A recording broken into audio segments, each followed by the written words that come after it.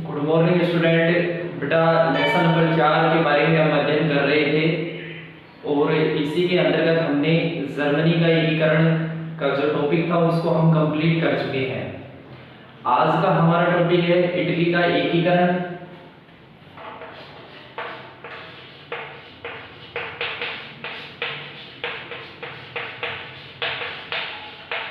Italy का एकीकरण। बात करें इटली की तो इटली जो है ये यूरोप महाद्वीप में स्थित एक देश है।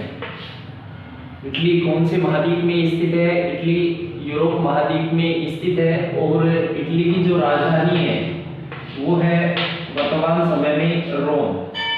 तो सबसे पहले जिसका भी आप एकीकरण के बारे में या किसी भी देश के बारे में अध्ययन कर रहे हैं तो निश्चित रूप से आपको ये मालूम होना चाहिए कि कौन से महाद्वीप में स्थित है। तो यूरोप महाद्वीप में स्थित है और इटली की राजधानी है रोम। इसके बाद चर्चा करेंगे इटली के एकीकरण की कि किस प्रकार से इटली का एकीकरण हुआ था।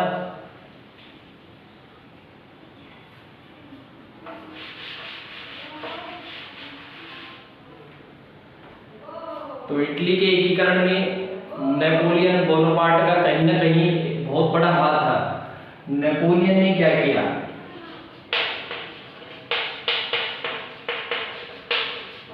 नेपोलियन तृतीय ने इटली में कहीं ना कहीं राष्ट्रीय जागरूकता फैलाने में एक बहुत बड़ा योगदान दे दिया और ये वास्तव में ये नहीं चाहता था कि ऐसा हो, लेकिन कहीं ना कहीं नेपोलियन तृतीय का इटली के एकीकरण में योगदान माना जाता है क्योंकि इसने कुछ इस प्रकार की नीतियां लागू कर दी थी कि इसने सोचा अपने फायदे के लिए ये नीतियां लागू कर देता हूं, लेकिन उसका फायदा इसे नहीं मिला और वहां के जो लोग अर्थात इटली के जो लोग थे वो एकजुट हो गए।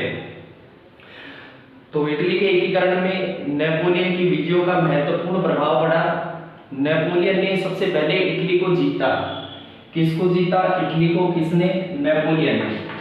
और इसके बाद वहां पर जो छोटे छोटे भागों में इटली बटा हुआ था उसको 3 प्रमुख भागों में समाहित कर दिया। यानी पहले छोटे छोटे राज्यों में बटा हुआ था इटली, उसको 3 प्रमुख भागों में समाहित किया। वहां पर एक प्रथा चल रही थी सामंतवादी प्रथा। तो सामंतवादी प्रथा का उसने अंत कर दिया, समाप्त कर दिया और वहां के लोगों को सभी को एक समान कानून जो थे वो प्रदान किए नेपोलियन ने। और इटली में नेपोलियन ने गणतंत्र की स्थापना कर दी थी। तो इन सभी चीजों के कारण जो इटली के लोग थे उनमें एक राष्ट्रीयता की भावना का उदय हुआ।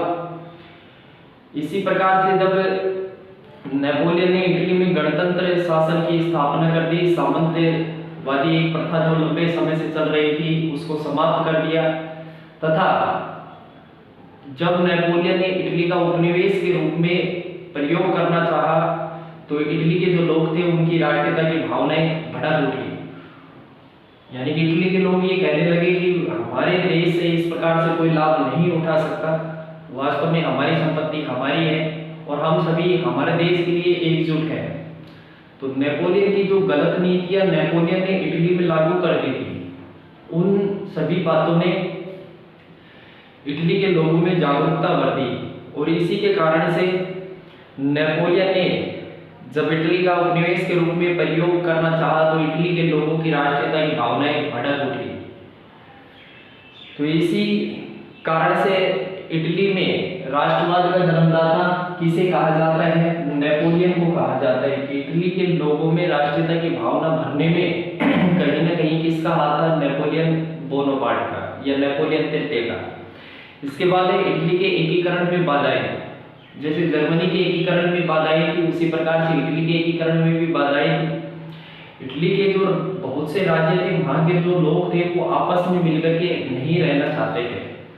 वो ये सोचते थे कि हम जिस प्रकार से रह रहे हैं हम उसी प्रकार से ठीक है। मोटे तौर पर इटली 3 प्रमुख राजनीतिक इकाइयों में बटा हुआ था जो कि एकीकरण में एक बहुत बड़ी बाधा थी। इसी प्रकार से इटली में अभी राष्ट्रीय चेतना का प्रसार नहीं हुआ था और एक राज्य भी दूसरे राज्य के साथ मिलकर के नहीं रहना चाहता था। कोप की बात करें ईसाई धर्म का जो सर्वोच्च धर्मगुरु होता है उसे क्या कहते हैं? उसे कहते हैं पोप।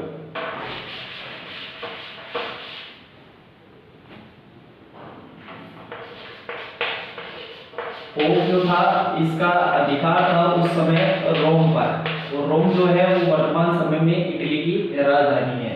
तो पोप भी ये चाहता था कि रोम पर उसका अधिकार बना रहे, अर्थात पोप का अधिकार बना रहे।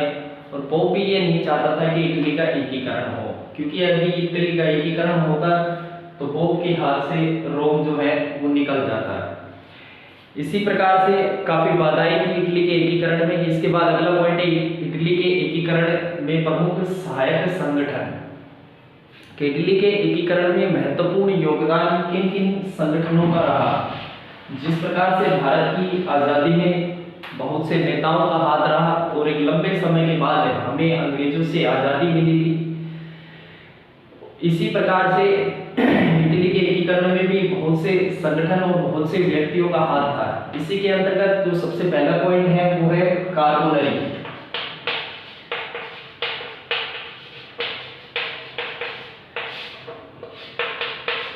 कार्बोनरी एक गुप्त क्रांतिकारी संगठन था और इसकी स्थापना कब हुई थी? कार्बोनरी की स्थापना 1810 ईस्वी में हुई थी।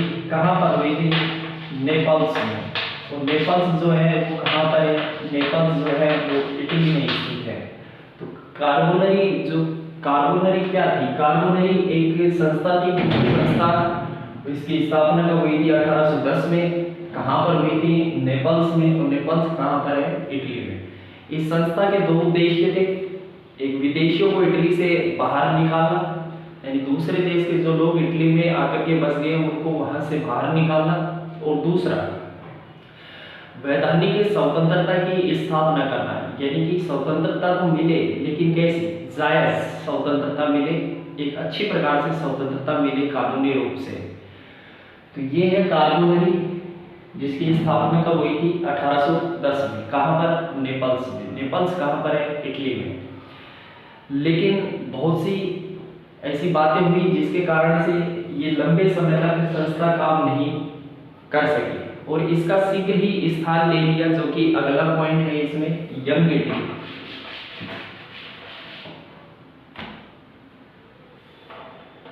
दूसरा पॉइंट है इसमें यंग इटली। यंग इटली या कहते युवा इटली। और युवा इटली की स्थापना किसने की थी? मैज़नी ने की थी। मैज़नी ने स्थापना कब की थी? 1831 में।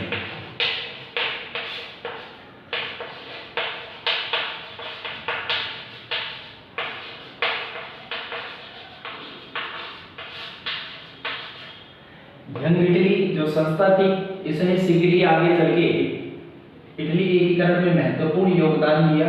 और कार्बोनरी जो थी वो संस्था विफल हो गई थी, उसका स्थान किसने ले लिया? यंग इटली या युवा इटली ने। इसकी स्थापना कब हुई थी? 1831 ईस्वी में। स्थापना किसने की थी? मैज़नी ने। मैज़नी जो था, मैज़नी का ये कहना था कि यदि समाज में क्रांति लानी है तो नेतृत्व नव युवकों के हाथों में दे दो, क्योंकि नव युवक जो है उनके हृदय में असीम शक्ति छिपी हुई होती है। तो इस प्रकार से मैज़नी का जो ये एक संस्था बनाई मैज़नी ने, इसने काफी हद तक इटली के एकीकरण में बहुत योगदान दिया। इसके बाद अगला पॉइंट है काउंट कैमिलो।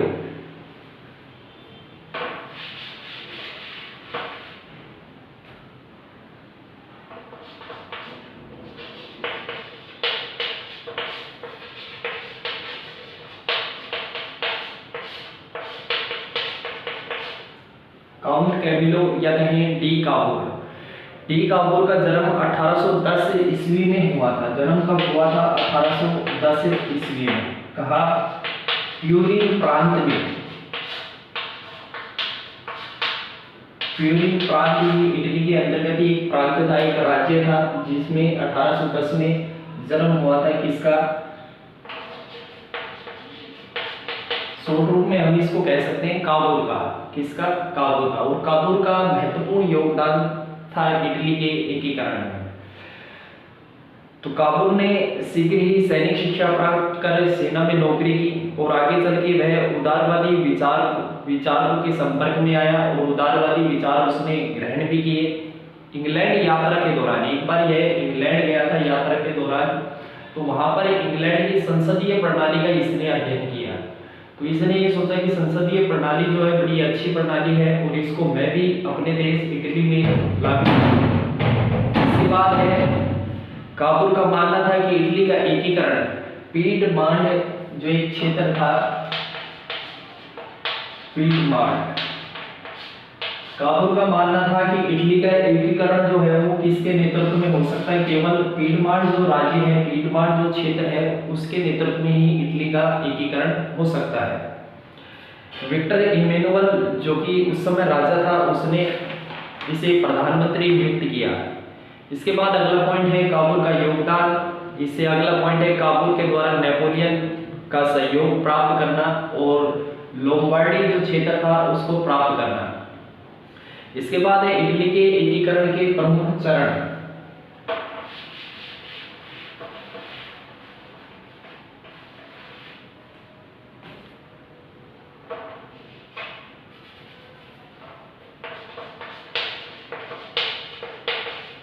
इटली के एकीकरण के प्रमुख चरण। तो जर्मनी के एकीकरण में जिस प्रकार से महत्वपूर्ण योगदान था किसका, जर्मनी के एकीकरण में योगदान था मुख्य रूप से, जर्मनी के एकीकरण में मुख्य रूप से योगदान था बिस्मार्क, जो महान कूटनीतिज्ञ व्यक्ति था, चतुर राजनीतिज्ञ था और बिस्मार्क के कारण ही जर्मनी का एकीकरण जो है वो हो पाया था। इसी प्रकार से इटली के एकीकरण में महत्वपूर्ण योगदान था किसका, डी काबुल का, या शॉर्ट रूप में कहें काबुल का। इटली के एकीकरण के कुछ चरण थे और उन चरणों के बारे में अध्ययन करेंगे। पहला जो था इसमें ज्यूरिख की संधि। तो ज्यूरिख की संधि के द्वारा इटली के एकीकरण का प्रथम चरण जो था वो पूरा हुआ था। कौन सी संधि के द्वारा, ज्यूरिख की संधि के द्वारा। इसके बाद मध्य इटली का विलय। अगला पॉइंट, मध्य इटली में कुछ राज्य आते थे और वो किस प्रकार से इटली में मिले। तो इटली के जो मध्य राज्य थे, परमा, मेडोना, टस्कनी आदि राज्यों के लोगों ने विद्रोह कर दिया और फिर वहां पर जनमत संग्रह करवाया गया, लोगों से पूछा गया, वोट गिरवाए गए कि वास्तव में वो इटली में सम्मिलित होना चाहते हैं क्या। तो उन्होंने स्वीकार किया कि वो इटली में सम्मिलित होना चाहते हैं। तो इस प्रकार से इटली के एकीकरण का दूसरा चरण जो है वो पूरा हुआ, क्योंकि मध्य इटली के जो राज्य थे जनमत संग्रह के द्वारा इटली में मिला लिए गए। इसके बाद है गैरिबोल्डी का योगदान, नेपल्स तथा सिसिली द्वीप का विलय। नेपल्स और सिसिली जो द्वीप हैं वो इटली के अंतर्गत ही आते थे और ये किस प्रकार से इटली में मिले। 5 मई 1860 ईस्वी को गैरिबोल्डी ने अपनी सेना लेकर के नेपल्स और सिसिली दोनों द्वीपों पर अधिकार कर लिया और गैरिबोल्डी के द्वारा सिसिली और नेपल्स के प्रदेश सार्डिनिया के जो राजा थे विक्टर इमैनुअल द्वितीय, तो विक्टर इमैनुअल द्वितीय को उसने नेपल्स और सिसिली जो द्वीप थे दोनों के दोनों द्वीप सौंप दिए राजा को। तो इस प्रकार से इटली के एकीकरण का तीसरा चरण पूरा हुआ, यानी कि तीसरे चरण में गैरिबोल्डी ने जो नेपल्स और सिसिली प्रदेश जो जीते थे वो किसको दे दिए, राजा विक्टर इमैनुअल को। तो इसी के साथ इटली के एकीकरण का तीसरा चरण जो था वो पूरा हुआ। इसके बाद वेनेशिया का विलय, कि वेनेशिया किस प्रकार से मिला इसमें इटली में। 1866 ईस्वी में प्रसा और ऑस्ट्रिया के मध्य युद्ध हुआ था, हम पहले भी अध्ययन कर चुके हैं। 1866 में प्रसा और ऑस्ट्रिया के मध्य युद्ध हुआ था और उस युद्ध में प्रसा ने ऑस्ट्रिया को पराजित कर दिया था और उस समय इटली को क्या मिला था, उस समय इटली को वेनेशिया का प्रदेश मिला था। संधि हुई थी उस समय प्राग की संधि और उसके द्वारा, उस संधि के द्वारा इटली को वेनेशिया का प्रदेश मिल गया था। तो इस प्रकार से वेनेशिया जो था वो भी इटली में मिल गया। इसके बाद है रोम का विलय, भी रोम पर किसका अधिकार, रोम पर पोप का अधिकार था, और पोप यह नहीं चाहता था कि रोम जो है वो इटली में मिले। लेकिन वहाँ पर यदि देखिए पोप की रक्षा करने के लिए फ्रांस की सेना भी हमेशा तैनात रहती थी। लेकिन जब 1870 ईस्वी में फ्रांस का और प्रसा का जब युद्ध हुआ था, तो उस समय फ्रांस ने अपनी सेना रोम से वापस बुला ली थी, और इसी कारण से इटली को मौका भी मिल गया और इटली ने रोम पर अधिकार कर लिया। तो इस प्रकार से रोम जो था वो भी किस में मिल गया, इटली में। और रोम को इटली की राजधानी उस समय बनाया गया, जो कि वर्तमान आज के समय तक रोम जो है वो इटली की राजधानी है। तो इस प्रकार से इटली का एकीकरण हुआ, एक इटली जो वर्तमान समय में हमें देखने को मिलता है। किस प्रकार से उस इटली का निर्माण हुआ, किस प्रकार से संगठित हुआ वो इटली, इसके बारे में हमने अध्ययन किया। तो एक लंबे संघर्ष के बाद इटली का एकीकरण जो था वो संभव हो पाया। तो आज इतना ही अध्ययन करेंगे। इटली के एकीकरण से संबंधित चैप्टर में कोई भी परेशानी हो तो मुझे जरूर अवगत करवाएं। ये जो आपका चैप्टर है लेसन नंबर 4 कंप्लीट हो चुका है, और इसके जो प्रश्न उत्तर है वो भी आपको करने हैं। तो इसके जो क्वेश्चन आंसर है, लघुत्तरात्मक प्रश्न या कहें अति लघुत्तरात्मक प्रश्न तो आपको कंप्लीट करने हैं, और अति लघुत्तरात्मक के बाद लघुत्तरात्मक जो प्रश्न है वो आपको पीडीएफ के माध्यम से बता दिया जाएगा, और पीडीएफ के माध्यम से आप उसको अच्छी प्रकार से नोट करेंगे अपनी कॉपी में, HW की कॉपी में। धन्यवाद।